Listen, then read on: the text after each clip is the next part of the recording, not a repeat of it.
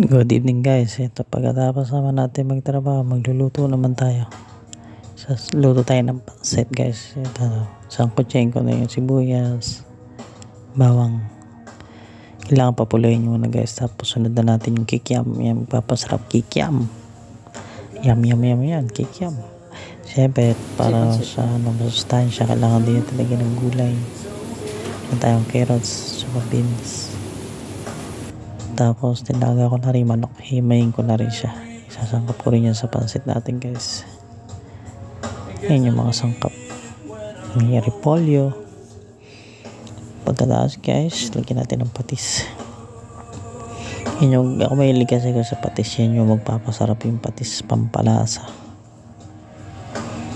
Tapos pagkalagay nyo, tansyahin nyo lang, tapos halo-halo lang ulit.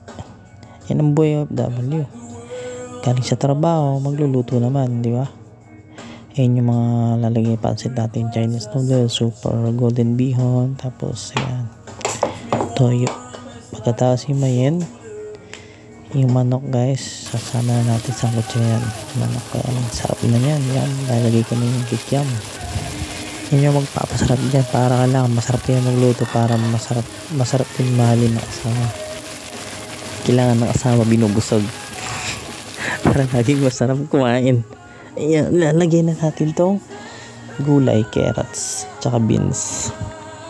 Okay guys, yan, ganun lang, simple lang magluto ng pansit guys. Masarap yan, merienda pagkatapos mo sa trabaho.